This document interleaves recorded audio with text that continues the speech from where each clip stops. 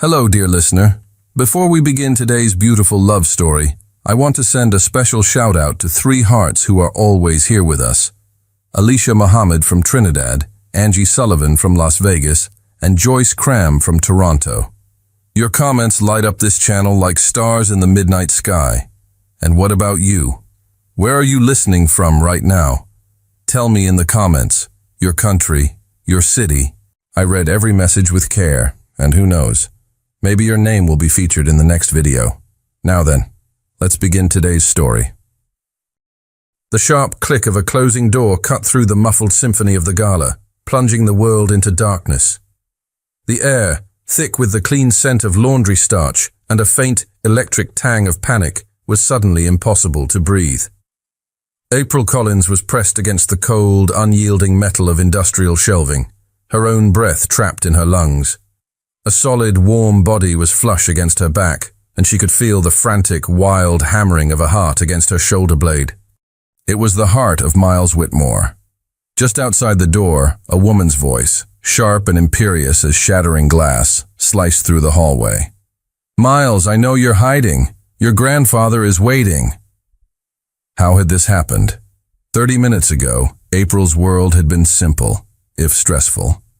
Her universe had consisted of balancing a precarious tray of champagne flutes, navigating the glittering ballroom of the Whitmore Grand Hotel, a job she'd taken for some desperately needed extra cash. That's when she had seen him, Miles Whitmore, the billionaire owner of the very hotel she stood in, and, in a strange twist of fate, a regular at the small diner where she worked her main job. There, he was just Miles, the quiet man who always sat at the counter, ordered black coffee, and treated her with a gentle, unassuming kindness that was the highlight of her often grueling shifts. He had spotted her from across the ballroom, a vast sea of tuxedos and jewels separating them. A small secret smile had touched his lips, a silent acknowledgement just for her. But the smile had vanished in an instant. A formidable older woman with the posture of a drill sergeant and the eyes of a hawk had intercepted him. April recognized her from society pages, Genevieve Whitmore, his aunt. Beside her, navigating the crowd in a sleek motorized wheelchair, was the patriarch himself, Arthur Whitmore. His face was a mask of stone as Genevieve gestured animatedly toward a young, vapid-looking heiress. The tension radiating from the family trio was a palpable force. It was then that Miles's eyes, a deep, startling blue, had found hers again. The look in them was no longer a shared secret. It was a desperate, silent plea for rescue. Before she could even process it, he was moving. He crossed the ballroom with a long-legged, purposeful stride, grabbed her hand, his grip firm and shockingly desperate, and pulled her along with him, yanking open the first door he saw. The utility closet. And now, here they were. The footsteps in the hallway finally faded, and the sharp voice was gone. Miles let out a shuddering breath of relief, the sound loud in the cramped darkness.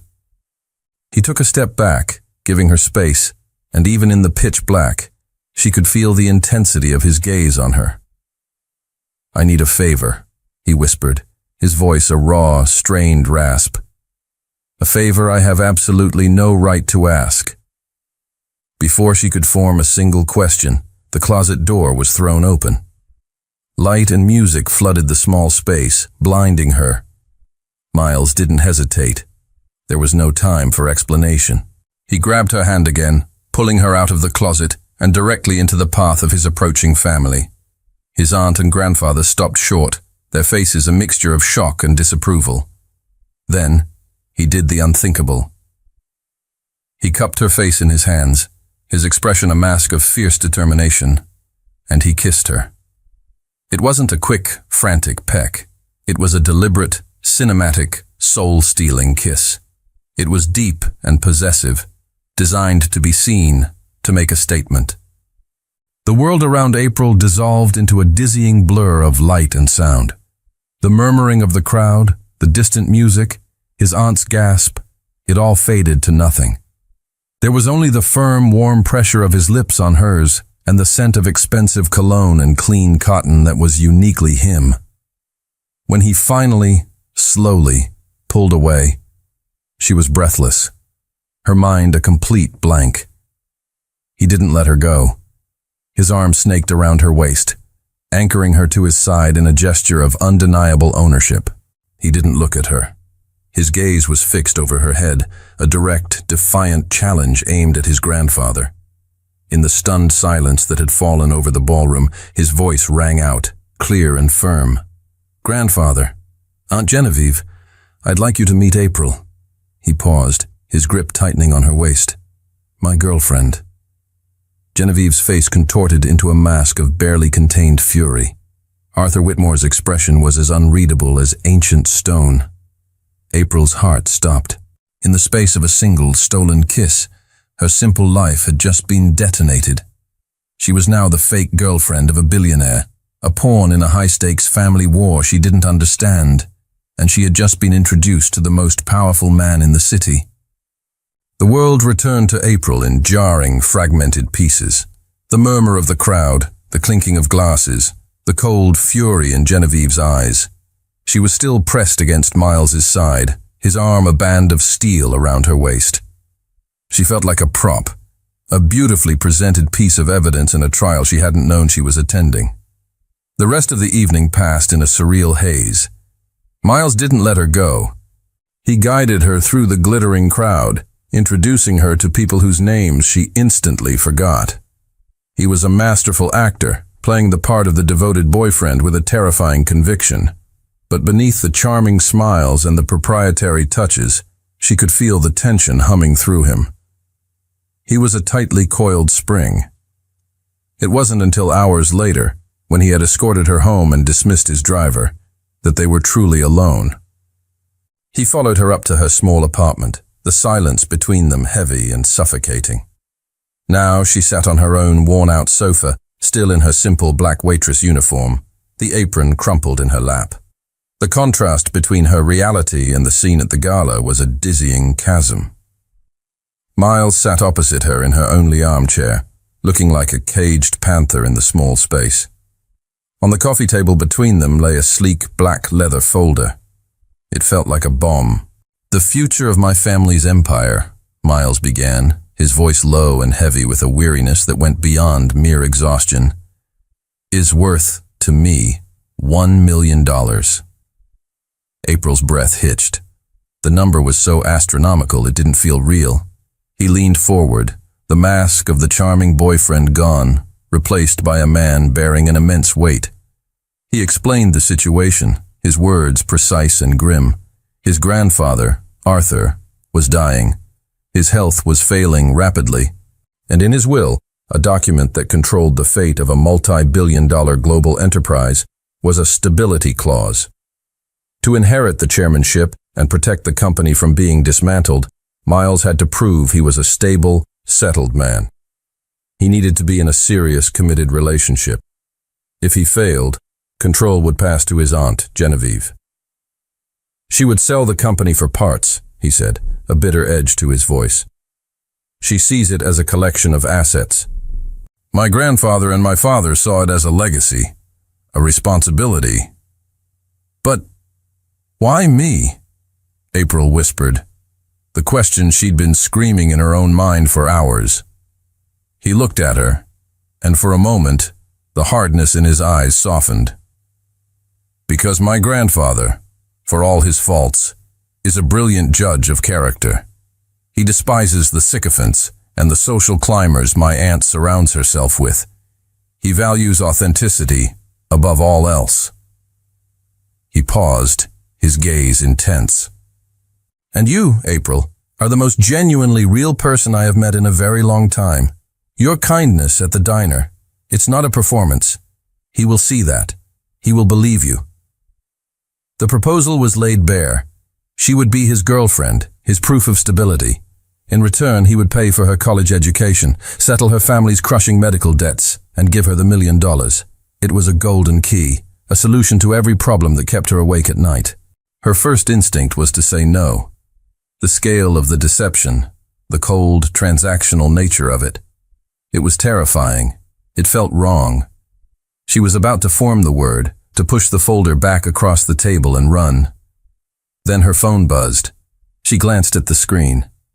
It was her younger sister, Lily. With a trembling hand, she answered. "Lily, what's wrong?" "They're going to kick me out," Lily sobbed into the phone, her voice choked with panic. "The university." The tuition payment was due, and they said there are no more extensions. I have to leave by the end of the week. The world tilted on its axis. Lily's dream of becoming a teacher, the dream their whole family had sacrificed for, was about to be extinguished. April's heart felt like it was being squeezed in a vice. She looked up from the phone, her eyes meeting Miles's. He had heard everything. His expression was unreadable, but he didn't look away.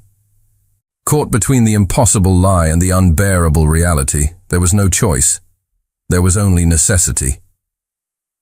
"I'll do it," she whispered, her voice hoarse. A flicker of relief crossed his face, quickly masked. He pushed the leather folder toward her. The contract. Her hands shook as she opened it. It was dense with legal jargon, but one clause near the end stood out, stark and chilling. Article 7. Emotional Prohibitions. The contracted party, April Collins, agrees for the duration of this agreement to never initiate a verbal declaration of romantic love, e.g., "I love you," toward the primary party, Miles Whitmore. A violation of this rule, regardless of context or intent, will result in the immediate and irrevocable termination of this contract and the forfeiture of all future financial compensation. She read it again, the words blurring, her breath caught in her chest. It was a gag order on the heart. What kind of rule is this?" she asked, her voice barely a whisper. Miles leaned back, his face becoming a cold, distant mask. The warmth she thought she'd seen was gone, replaced by a chilling remoteness. "It's the only rule that matters," he said, his voice flat and devoid of emotion. "You can pretend to be charmed by me. You can pretend to desire me. You can pretend to like me, but you will not pretend to love me. That is a line we will not cross." He stared at her, his blue eyes like chips of ice. "Are we understood?" Trapped, with her sister's desperate sobs still echoing in her ear and a rule that felt like a shard of glass aimed at her soul, April picked up the pen. Her signature was a shaky, uncertain scrawl, the ink sealing a deal with a man who demanded a counterfeit heart, but was terrified of a real one. The reflection staring back at April was a stranger. She stood in the guest suite of Miles's penthouse, a room larger than her entire apartment, wearing a simple, elegant forest green dress he had provided. The fabric was silk, whispering against her skin with a soft, foreign language of luxury. But beneath the expensive facade, she felt like a fraud, a child playing dress-up in her mother's clothes. Her heart was a frantic bird beating against the cage of her ribs. The door to her suite opened, and Miles stepped in. He was dressed in a dark suit, no tie, the top button of his crisp white shirt undone.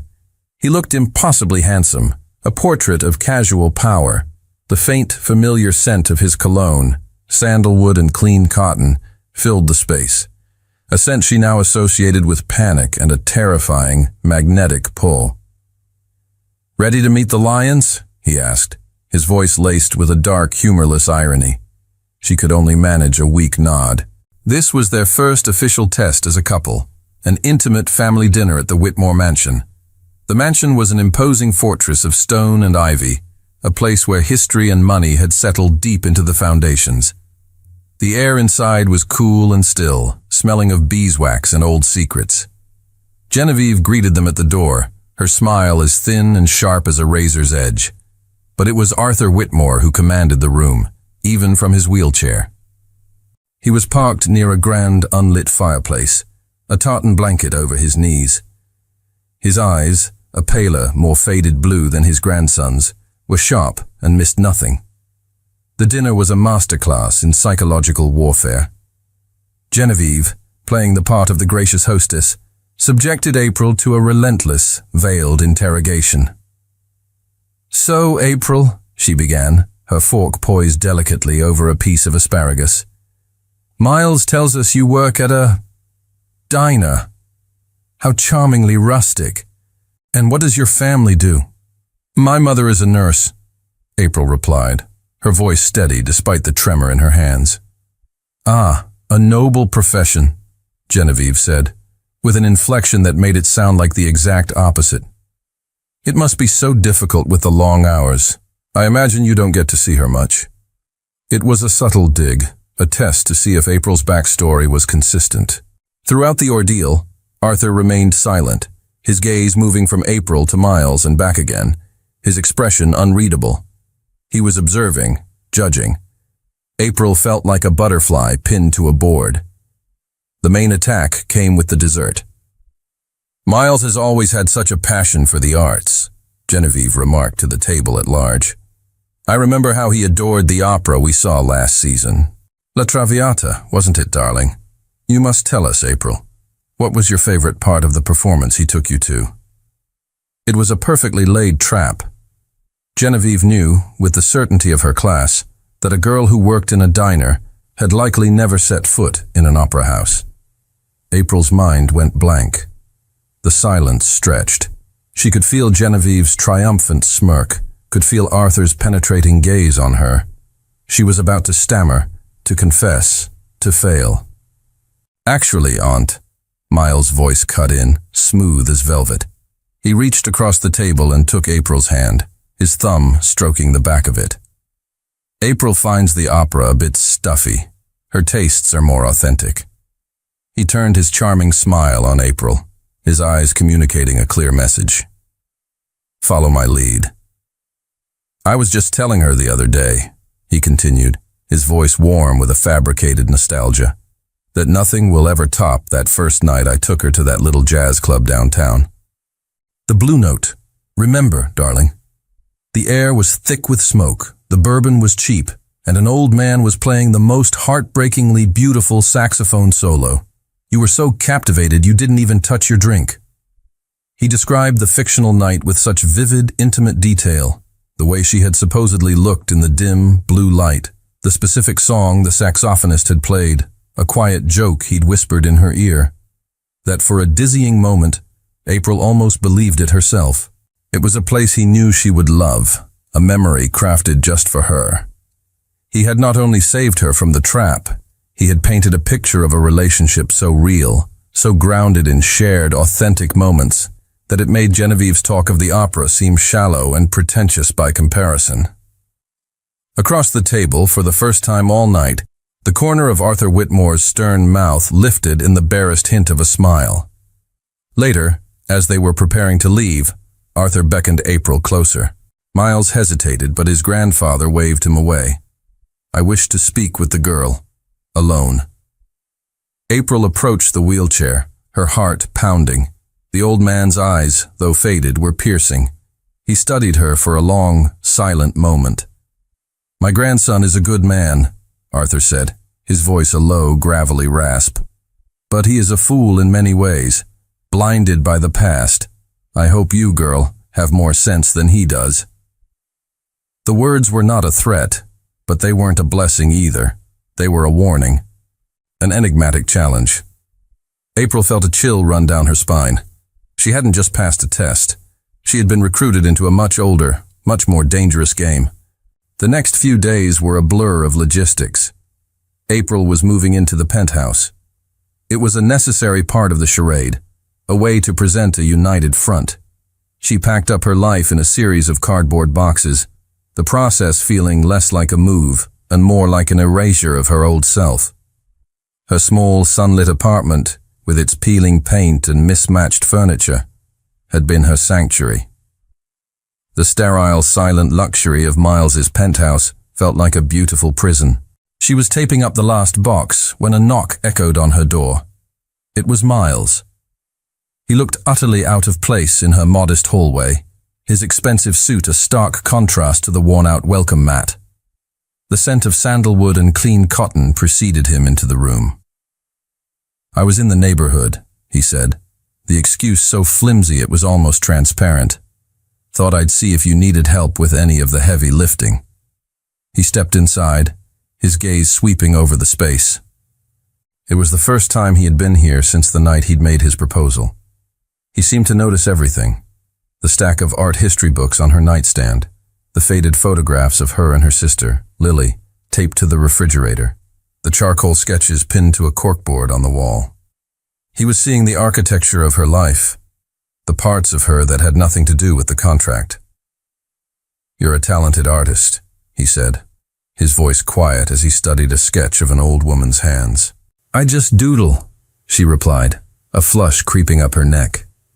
The tension of the family dinner had dissipated, replaced by an easy, almost comfortable quiet. They talked as he helped her label a few boxes, the conversation drifting away from the high-stakes game they were playing.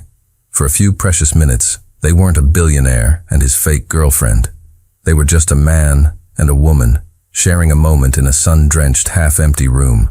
The peaceful bubble was popped by the sound of a key in the lock. The door swung open, and April's younger sister, Lily, bounced in, her face bright with a smile. "Surprise! I finished my classes early and thought I'd help you." Lily stopped short, her eyes widening as she took in the sight of the impossibly handsome, well-dressed man standing in her sister's living room. "Oh, I'm sorry. I didn't realize you had company." "Lily, this is Miles," April said, her heart starting to pound. Lily's eyes lit up. "Miles? The Miles?" she whispered excitedly to April, before turning a dazzling smile on him. "It's so nice to finally meet my sister's mystery boyfriend. She talks about you. Well, she doesn't, which is how I knew it was serious." Before April could die of mortification, Lily was suddenly seized by a harsh, racking cough. It was a sound April knew all too well. The cough deepened, becoming a desperate, wheezing fight for air. "Asthma. Lily? Your inhaler?" April asked, her voice sharp with panic. Lily shook her head, her eyes wide with fear, pointing to her empty backpack. She had forgotten it. In the space of a heartbeat, Miles transformed. The quiet observer vanished, replaced by a man of decisive, immediate action. He didn't ask questions. He didn't hesitate. He crossed the room, scooped the gasping Lily into his arms as if she weighed nothing, and turned to April. "Which hospital is closest?" he commanded, his voice calm and authoritative. He carried her down the stairs and placed her gently in the back of his car. He drove with a focused, controlled speed, breaking a dozen traffic laws without a single wasted motion. At the emergency room, he swept through the bureaucracy, his name and his presence parting the waters of waiting lists and paperwork. He ensured Lily was seen immediately, that she had the best care, that a new, top-of-the-line inhaler was waiting for her before she was even discharged. Hours later, they sat in the sterile quiet of the waiting room while Lily rested. April was wrapped in a state of shock. "Thank you," she whispered, her voice thick with unshed tears. "You didn't have to do any of that." Miles turned to look at her, his face serious, the cool mask of control gone. In its place was an unguarded intensity that made her breath catch. "Yes, I did," he said, his voice low and rough. He looked down at his own hands, a flicker of confusion crossing his face, as if he were surprised by his own actions. His fierce protective instinct had completely overridden the cold logic of their contract. He had acted not as a man fulfilling a business arrangement, but as something else entirely, something real. And the realization seemed to shake him to his very core. The annual Whitmore Hospital Charity Ball was the glittering apex of the city's social calendar. For April, it was the highest, most terrifying stage she had yet been forced to occupy. Dressed in a midnight blue gown that shimmered with every movement, another selection from Miles's seemingly endless resources, she felt less like a guest and more like a carefully curated exhibit. Her hair was swept up, delicate diamond earrings, on loan, she kept reminding herself, brushed against her neck, and her heart hammered a frantic rhythm against her ribs. "You look breathtaking," Miles murmured as he met her at the top of the grand staircase. He offered his arm, his touch sending a familiar jolt through her.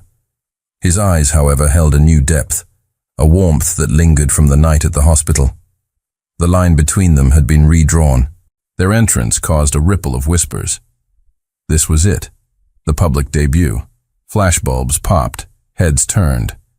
April felt the weight of 1,000 eyes on her and instinctively moved closer to Miles. His arm tightened around her, a silent, solid promise of protection. He guided her onto the dance floor for the opening waltz. The orchestra swelled, and he pulled her into his arms. The formal posture of the dance was a sanctioned excuse for a proximity they both secretly craved. His hand rested firmly on the small of her back, his other hand enveloping hers. They moved together as one, a perfect, synchronized unit. "Just follow my lead," he whispered, his lips brushing against her ear. "You're a natural." For the duration of the song, the world fell away. There was no contract, no prying eyes, no devastating rule. There was only the music, the warmth of his hand, and the hypnotic intensity of his gaze. He looked at her not as a business partner, but as a man looks at a woman he desires. The performance was so flawless it ceased to feel like one. From a table near the edge of the dance floor, Genevieve watched them, her eyes narrowed into slits, a hawk observing its prey. She saw the way April relaxed in his arms, the way Miles's thumb caressed the back of her hand. She saw the chemistry, and it fueled her cold fury. After the dance, as the applause faded, Miles kept her hand in his. "Let's get some air," he said, his voice low. He guided her through a set of glass doors and onto a secluded stone terrace, away from the noise and the suffocating scrutiny. The cool night air was a welcome relief. The terrace was dark, lit only by the distant glow of the city and the faint moonlight. Below them, a manicured garden slept in shadow. "Just for a moment," he whispered, turning to face her. "Let's forget we're being watched." He didn't release her hand. Instead, he used it to gently pull her closer. The space between them, once a chasm of formality and rules, was now a fragile, humming thread of tension. He raised his other hand, his fingers hesitating for a fraction of a second before gently tucking a stray curl behind her ear. His touch was feather light, but it sent a fire racing across her skin. "April," he breathed, his voice thick with an emotion he could no longer conceal.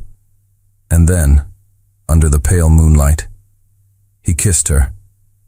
It was nothing like the desperate public statement of their first kiss. This was slow, tender. It was a question and an answer all in one. His lips were soft, moving against hers with a gentle, searching pressure. It was a kiss full of unspoken things, of gratitude for her strength, of admiration for her spirit, of a deep, undeniable longing that had been building since the first day he saw her. She responded instinctively, her hands coming up to rest on his chest, feeling the steady, strong beat of his heart beneath the fine fabric of his tuxedo. This was real. This was terrifyingly, beautifully real. The kiss ended, but he didn't move away. He rested his forehead against hers, their breaths mingling in the cool night air. She was drowning in the scent of him, in the feeling of him. Her heart felt too big for her chest, overflowing with an emotion so powerful, so overwhelming, it demanded to be spoken. "Miles," she began, the two words she was forbidden to say burning on the tip of her tongue. "I love you." He flinched as if she had struck him. He pulled back, his hands gripping her shoulders, and a look of sheer panic flashed in his eyes. He placed a single finger gently against her lips, silencing her. "Don't," he pleaded, his voice a raw, desperate whisper. "Please, April, don't say it." The unspoken words died on her lips, turning to ash in her mouth. The rule. The cold, cruel, devastating rule. It slammed down between them like a wall of ice, shattering the beautiful, fragile moment into a million pieces. He wanted her heart, but he was terrified of its name. The aftermath of the stolen kiss was a new kind of silence. It wasn't the awkward quiet of strangers, or the tense silence of a business arrangement. It was the pained, frustrated silence of two people who had tasted a moment of truth only to have it snatched away by a self-imposed prison. They tiptoed around each other, the memory of the kiss a ghost that haunted the space between them. A week later, Miles hosted a private reception at a chic downtown art gallery to court a potential investor. He insisted April attend. "My grandfather expects to see you by my side," he'd said, his tone carefully neutral, but his eyes held a different story. April was in her element. For the first time, she wasn't just a prop. She moved through the gallery with a genuine passion, discussing brushstrokes and color theory with an infectious enthusiasm that charmed everyone she spoke to. She had even brought her personal portfolio, a slim leather case containing her best charcoal sketches, hoping to gather the courage to show it to the gallery's curator. She was standing before a large, abstract canvas, lost in thought, when a familiar, chilling voice spoke from beside her. "You clean up nicely, dear." It was Genevieve. She held a glass of red wine, her smile as thin and sharp as a shard of glass. But the stain of the diner never truly washes out, does it?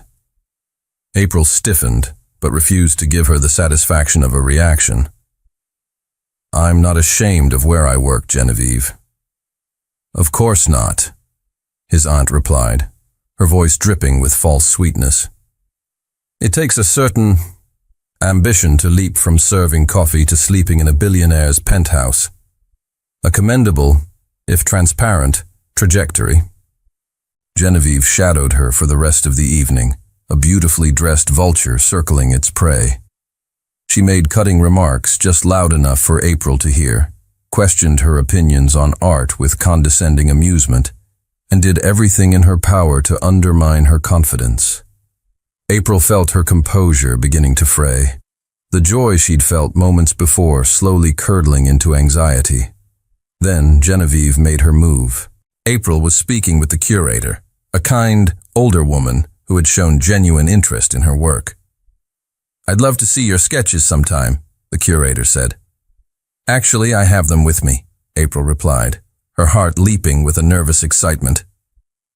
As she turned to retrieve her portfolio from a nearby table, Genevieve, who had been passing by, stumbled. It was a theatrical, perfectly executed stumble.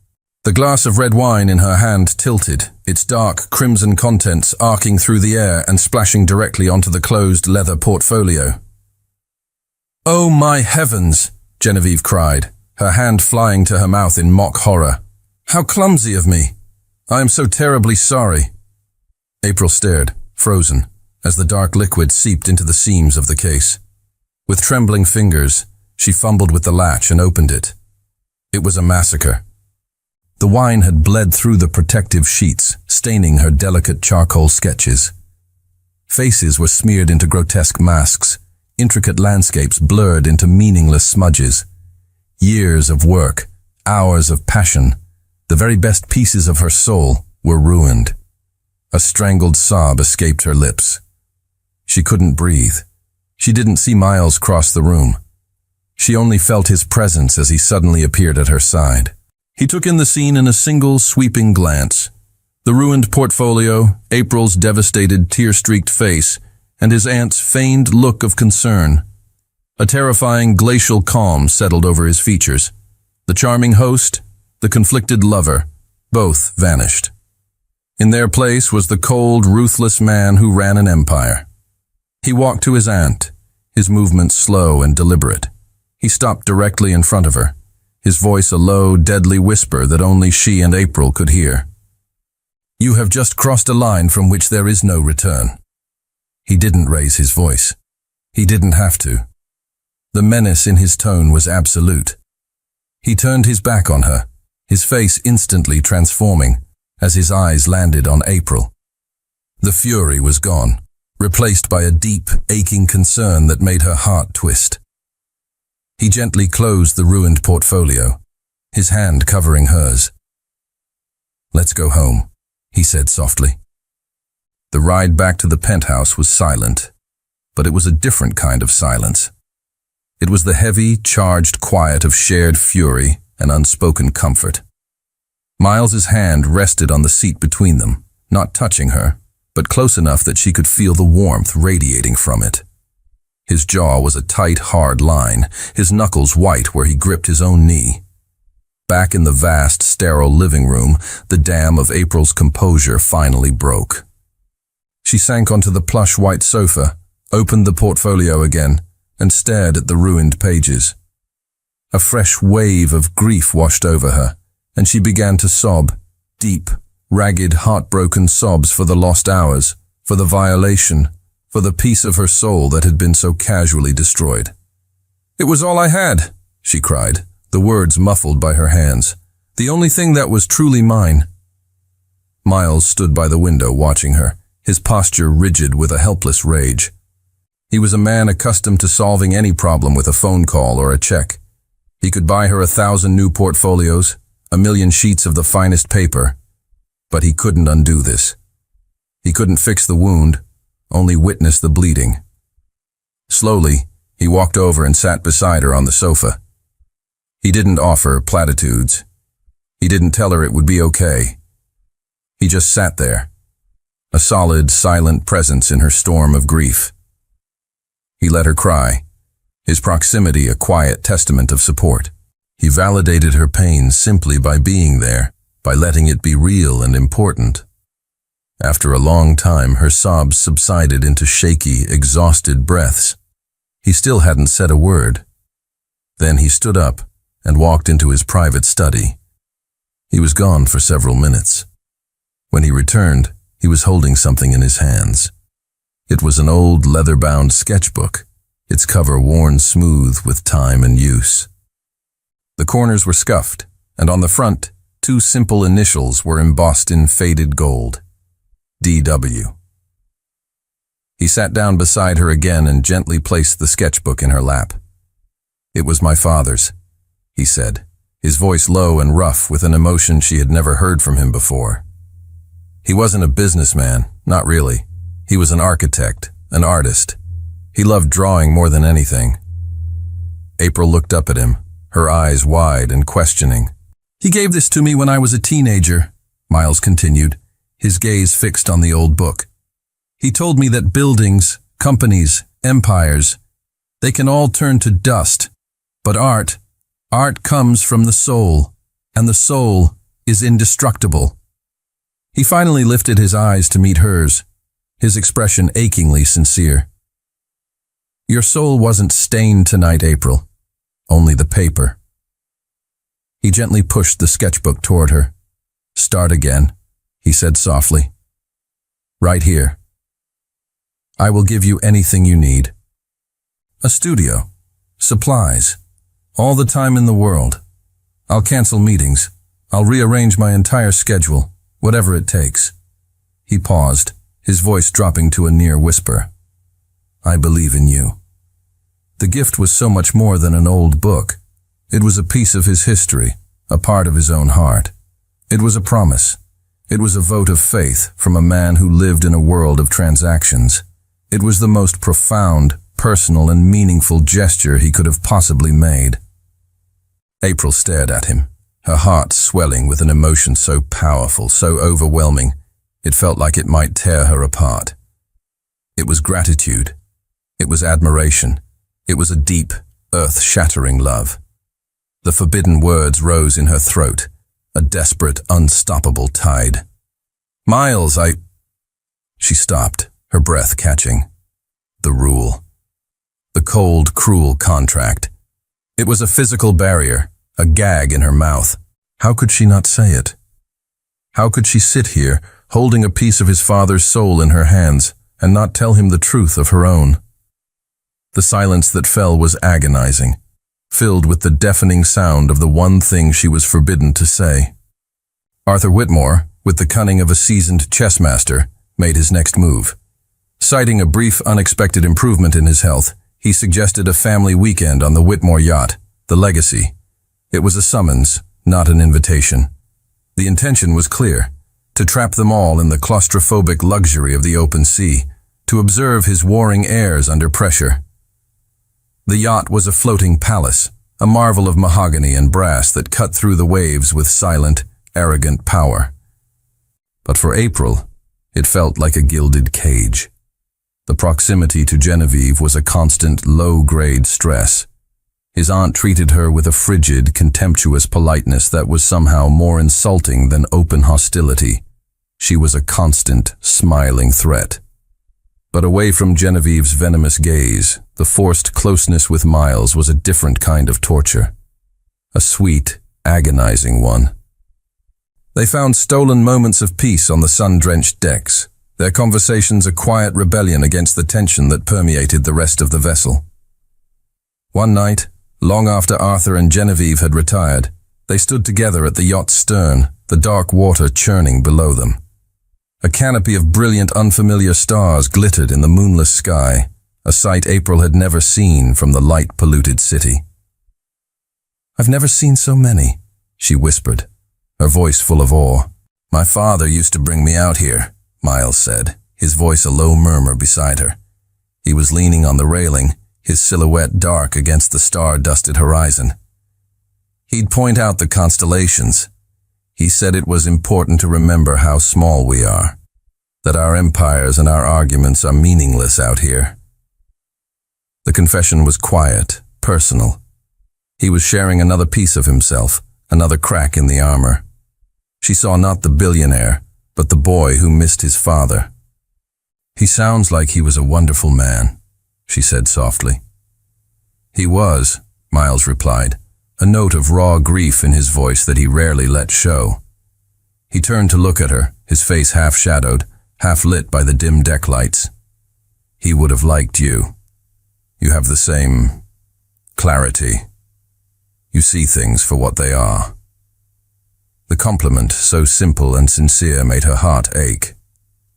In the quiet intimacy of the night, surrounded by the vast, dark ocean, the artifice of their arrangement felt absurd.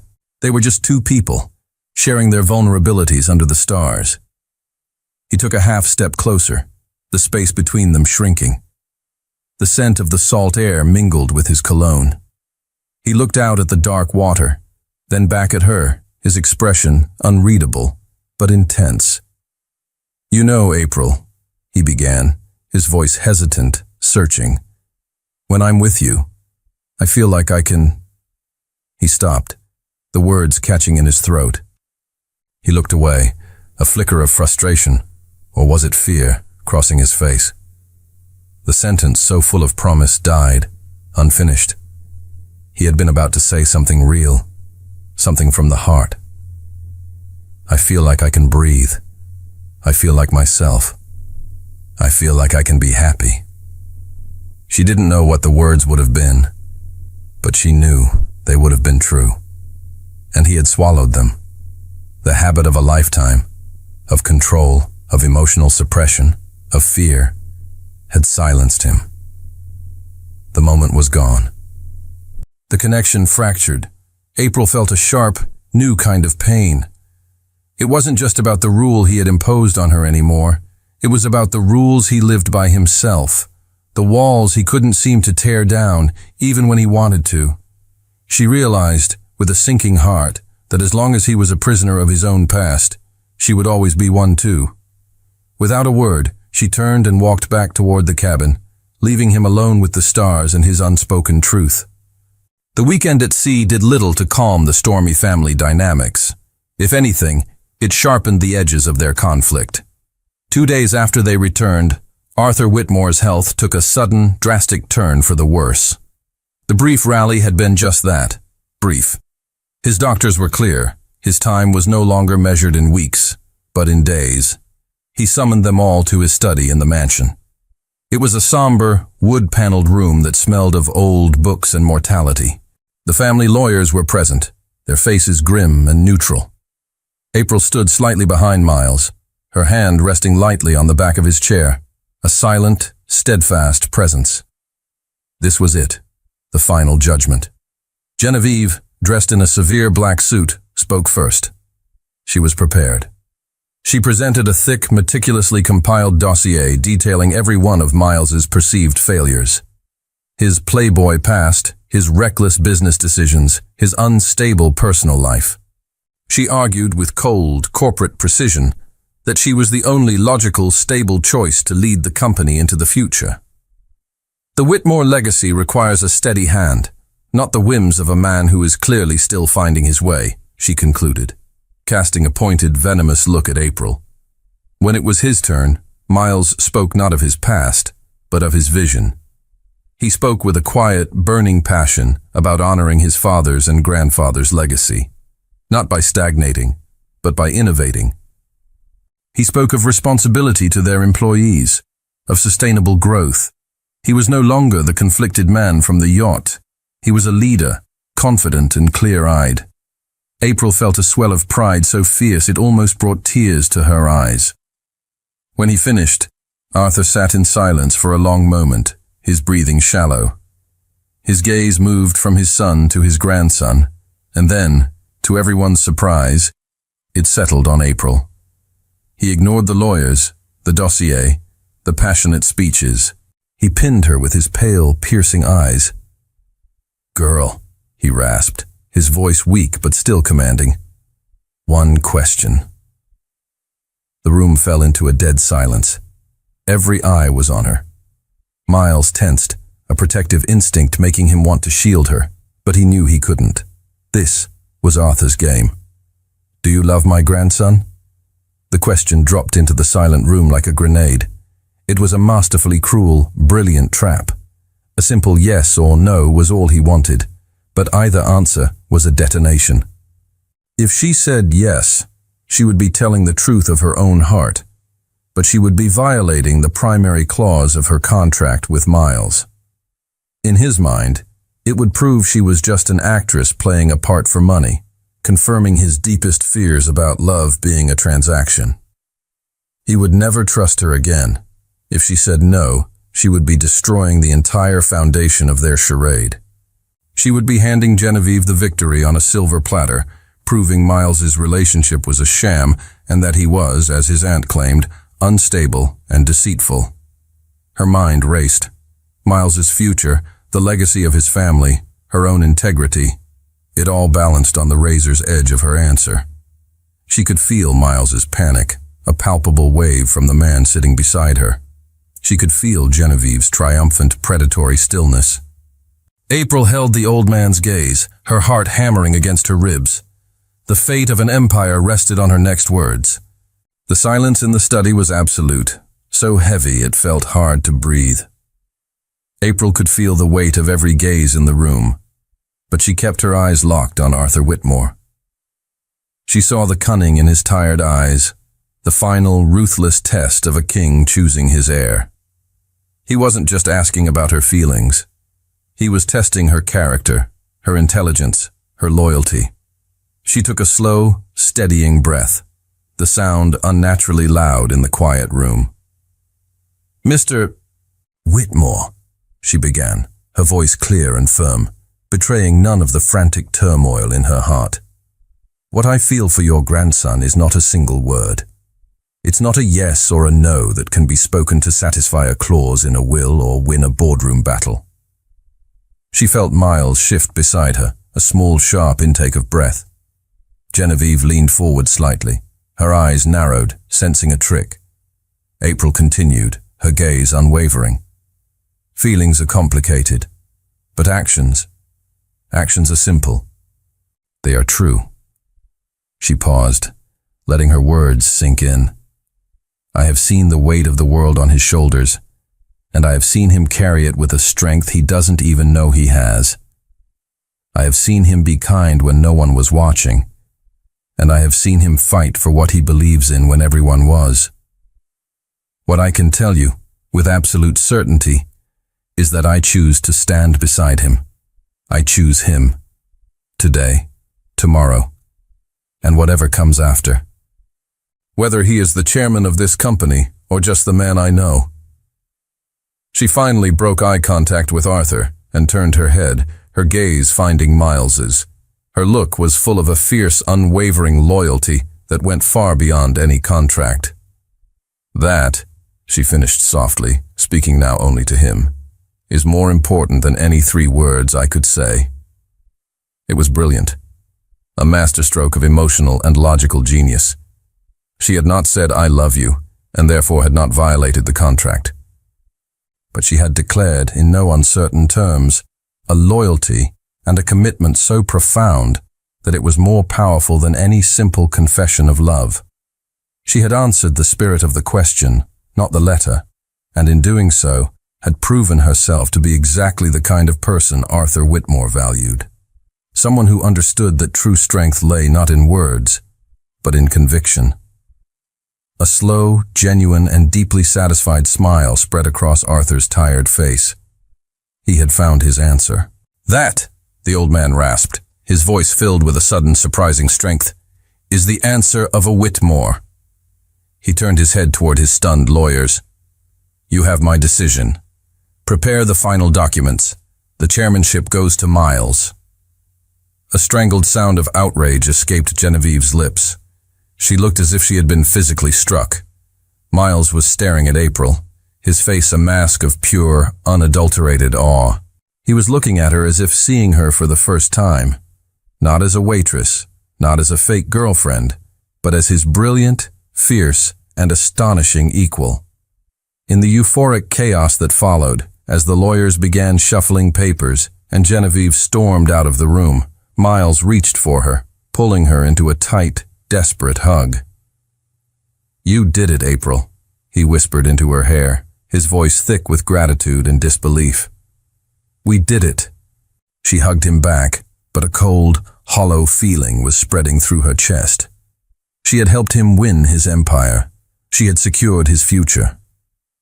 But in crafting the perfect, rule-abiding answer, she had been forced to confront the bleak reality of her own situation. Her future with him would always be governed by a contract. Her heart would always be bound by a clause that forbade her from speaking her own truth. The victory felt strangely, devastatingly, like a loss. The victory celebration was a muted, somber affair. Miles was officially the heir, but the triumph was overshadowed by the impending loss of his grandfather. He was consumed by meetings, by the immense task of transition, and by a quiet, personal grief.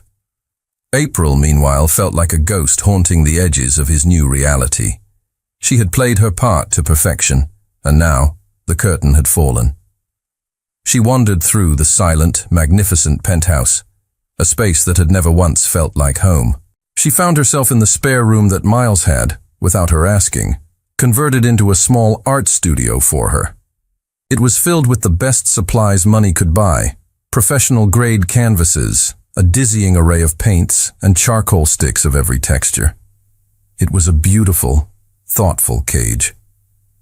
She sat on the stool, staring at a blank canvas. She had everything she needed to create, but her heart was empty.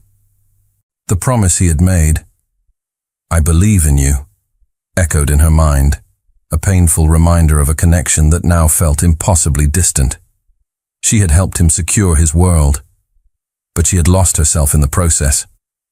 She couldn't live like this anymore. She couldn't be the woman who stood by his side but was forbidden from speaking the truth of her own heart.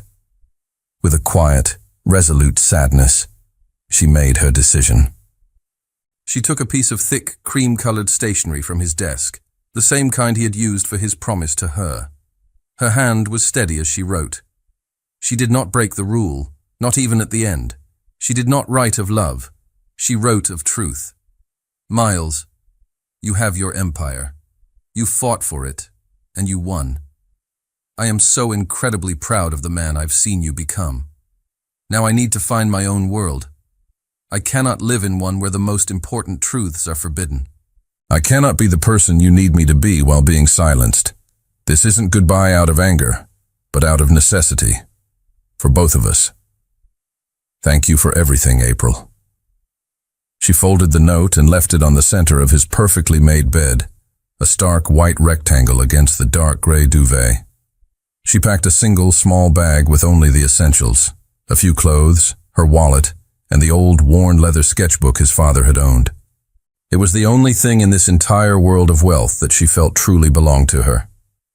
She walked out of the penthouse, the quiet click of the door echoing the sound of her own heart breaking. She didn't look back. Miles found the note hours later. He had just come from the hospital, his mind numb with grief and exhaustion. The victory over his aunt felt hollow, meaningless. He saw the note, and a cold dread washed over him before he even touched it. He read the words, and the floor seemed to drop out from under him. The carefully constructed world he had just won shattered into dust. The rule. The stupid, cowardly rule he had created to protect himself from a past pain had just cost him his entire future. It hadn't been a shield. It had been a cage, and it had driven her away. At that exact moment, his phone rang. It was the hospital. "Mr. Whitmore, I'm so sorry. Your grandfather passed away just a few minutes ago. He went peacefully in his sleep." The news landed not with a bang, but with a quiet, devastating finality. He had inherited everything. He was the undisputed king of his empire. And he had never, in his entire life, felt so utterly alone. He dropped the note and ran through the penthouse, his heart pounding with a desperate, frantic panic.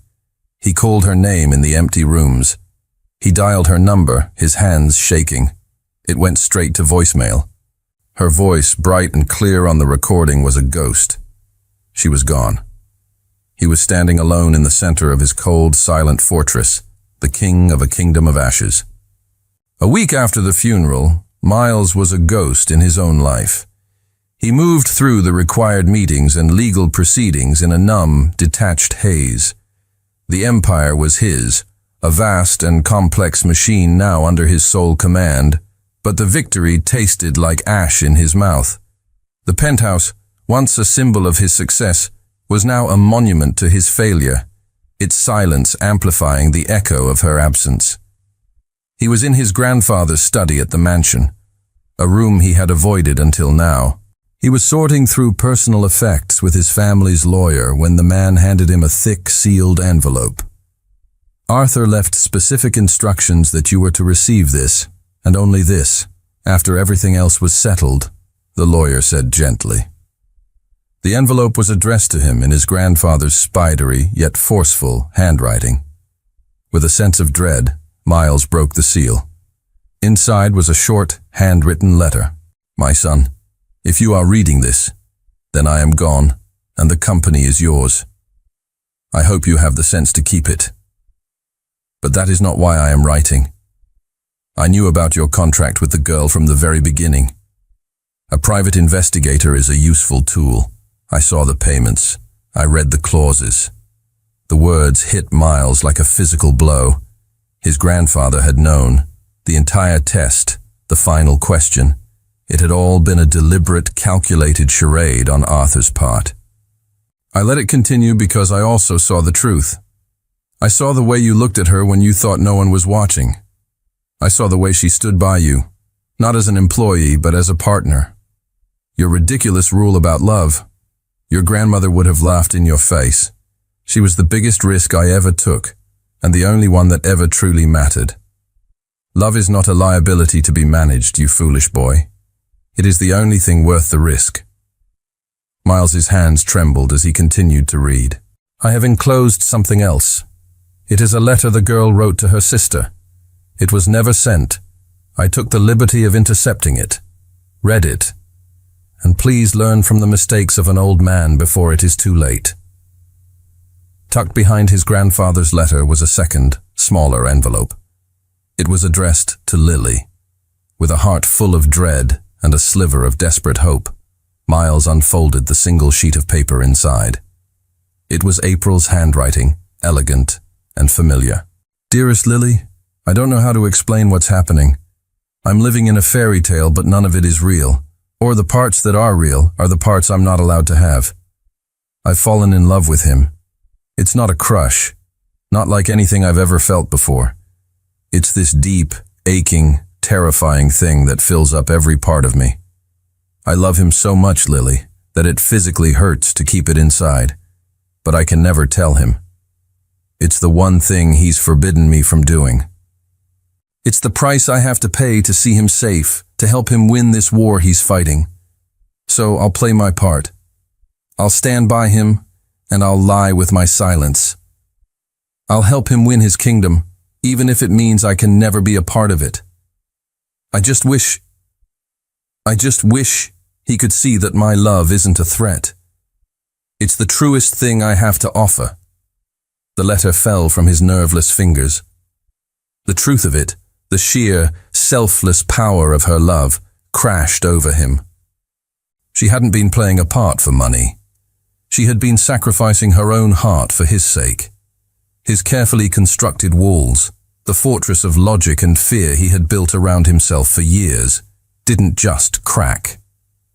They crumbled into dust. He sank into his grandfather's leather chair, the enormity of his foolishness crushing him. And for the first time since he was a boy, Miles Whitmore wept.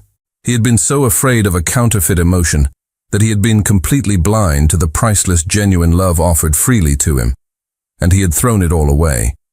He knew, with a sudden soul-deep clarity, what he had to do. The grief that had paralyzed Miles transformed into a singular, desperate purpose. Find her. It was the only thought in his mind, the only command his heart would obey. He started where their two worlds had first collided, the diner. He walked in during the mid-morning lull, the smell of coffee and frying bacon a stark contrast to the sterile air of his corporate life. He sat at the counter, in the same worn vinyl stool where he had watched her for weeks, falling for her long before he even knew her name. The owner, a kind middle-aged woman named Maria, recognized him instantly. "Mr. Whitmore, haven't seen you in a while. Looking for April?" "Yes," Miles said, his voice raw. "Do you know where she is? It's important." Maria's friendly expression tightened. "She quit. Said she was leaving the city for a while. Didn't say where." She looked at him, her eyes shrewd. "She was a good kid, a bright light. I hope you didn't have anything to do with that light going out." The gentle rebuke hit him harder than any corporate attack. He left the diner with a new sense of urgency.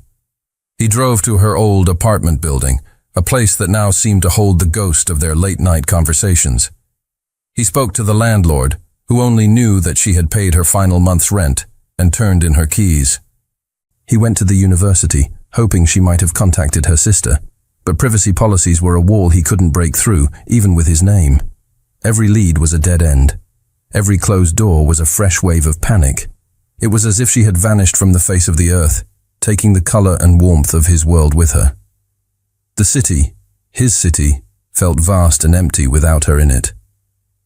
For the first time, he felt the true, terrifying scope of what it meant to lose her. She wasn't just gone from his penthouse. She was gone from his universe. He was back in his car, parked on a random street, the city lights blurring through the rain-streaked windshield, when a memory surfaced. It was a fragment of a conversation from one of their quiet evenings, a story she had told him about her childhood. "My grandmother was my favorite person in the world," she had said, a soft, nostalgic smile on her face. "She lived in this tiny little house in a coastal town a few hours from here. It always smelled of salt and roses. It was my happy place." It was a long shot, a desperate, flimsy thread of hope. He didn't have a town name, only a vague direction, but it was all he had left. He pulled out his laptop, the glow of the screen illuminating his determined face. He was a man who commanded a global network of information. He began a methodical, relentless search, cross-referencing property records with her family names, searching for any connection to a small coastal town. It took hours. The rain stopped, and the first pale light of dawn was beginning to streak the sky when he finally found it. A single property tax record under her grandmother's name in a town he'd never heard of, Port Blossom. He didn't hesitate. He didn't sleep. He put the address into his GPS and drove, his heart pounding with a mixture of wild hope and sheer terror. Hours later, he arrived. Port Blossom was exactly as she had described it, a quaint, sleepy town where the air tasted of salt. He followed the winding coastal road until he found the address. It was a small, charming cottage, painted a cheerful shade of blue, with a wild, beautiful garden overflowing with roses. And there, on the front porch, which overlooked the gray, churning sea, was a figure. A woman, her back to him, stood before an easel, a paintbrush in her hand. Her hair, the same shade of warm honey he knew so well, was tied back in a messy bun, and she was wearing an old, paint-splattered sweater. It was her. His heart stopped. He got out of the car, his legs feeling unsteady. He had crossed the country, moved mountains of data, chased a ghost. And he had found her. He stood at the edge of the garden path, the sound of the waves crashing on the shore the only noise. What could he possibly say that would be enough? The crunch of his expensive leather shoes on the gravel path was a sound that did not belong in this quiet seaside world. April froze, her paintbrush hovering over the canvas. She turned slowly, her body tensing as if bracing for a blow. When she saw him, her eyes widened in disbelief. He looked nothing like the powerful CEO or the polished billionaire. He looked undone. His hair was a mess, his expensive clothes were rumpled from the long drive, and a dark stubble shadowed his jaw. But it was his eyes that stole her breath. They were filled with a raw, desperate exhaustion and a vulnerability she had never seen before. "Miles?" she whispered, her voice barely audible over the sound of the waves. What are you doing here?" He walked toward her, his steps slow, hesitant. He stopped at the bottom of the porch steps, looking up at her as if she were a mirage he was afraid might vanish. "I was a fool," he said, his voice hoarse, broken, "a blind, arrogant fool." He took a step up, then another, until he was standing on the porch with her, the space between them charged with a year's worth of unspoken words. "My grandfather. He taught me how to build an empire, how to protect a legacy, how to manage risk," he continued, his gaze locked on hers. "But you tried to teach me what actually mattered, and I was too afraid to listen. I suffocated you. I suffocated us with my rules, with my fear." He reached out, not to touch her, but as if to simply bridge the gap between them with the gesture. "That rule," he said, his voice thick with self-loathing. "That stupid, cowardly rule. It was never about you. It was always about me. It was a wall I built to protect myself from a ghost, from a memory of a love that was conditional. And in the process, I walled out the only real, unconditional thing that has ever happened to me." He took a deep, shuddering breath, gathering all his courage for the final, terrifying leap. His eyes, now glistening with unshed tears, held hers. "I love you, April," he said, the forbidden words finally spoken, breaking his own sacred rule. They tumbled out of him, raw and unfiltered, a torrent of truth held back for far too long. "I love you, and it terrifies me.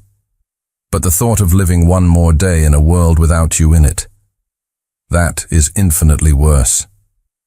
The confession hung in the salt-laced air between them, stunning and absolute. He had said it. He had broken his own law.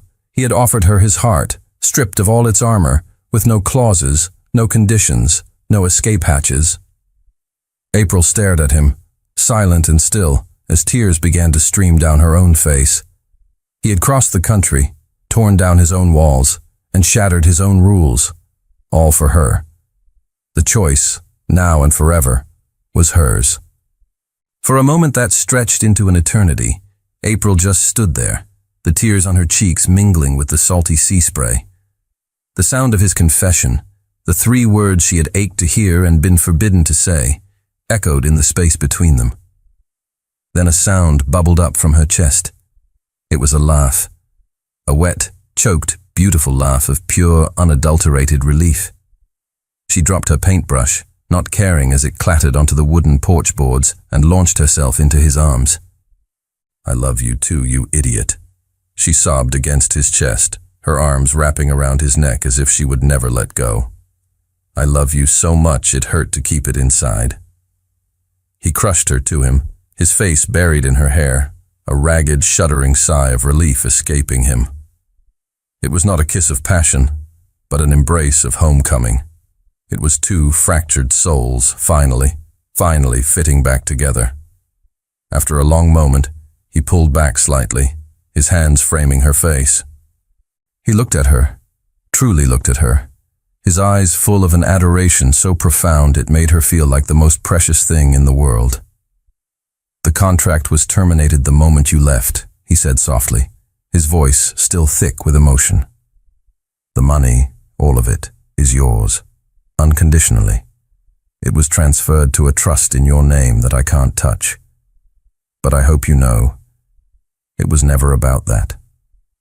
"I know," she whispered, her hand coming up to rest on his heart, feeling its steady, relieved beat. "For me either." A small, hesitant smile touched his lips. "I brought you something," he said, his voice suddenly a little shaky. He stepped back, but only a foot, never breaking their connection. The vast, endless ocean served as the backdrop to their small, intimate stage.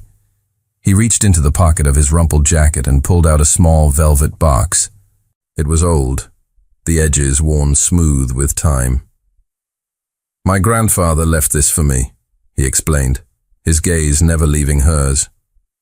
"He said it belonged to my grandmother.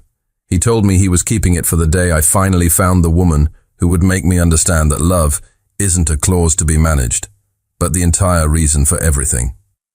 He opened the box. Inside, nestled on faded silk, was an antique engagement ring. It was a simple, timeless design, a single sparkling diamond flanked by two small sapphires the color of the sea. It wasn't a billionaire's trophy. It was a story, a legacy of real love. Then, on the weathered wooden planks of the porch, with the sound of the waves as his witness, Miles Whitmore got down on one knee. "I don't have a new contract," he said, his voice trembling slightly as he looked up at her, his heart bare in his eyes. "I only have a promise, a vow, to spend the rest of my life trying to be worthy of the love you were willing to give me even when I was too afraid to accept it." "April Collins," he asked, his voice breaking on her name, "will you do me the honor of being my wife?"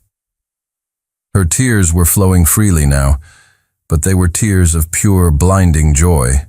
She couldn't form a word, so she just nodded frantically, laughing and crying all at once. "Yes," she finally managed to whisper. "Yes, 1,000 times yes." He slid the ring onto her finger. It fit perfectly. He stood up, pulling her into his arms, and kissed her. It was a kiss that sealed not a deal, but a destiny. The story that had begun with a desperate lie in a crowded ballroom, a story governed by a clause born of fear, had found its end and its new beginning here, on a quiet porch by the sea, with a promise that had no rules, only love.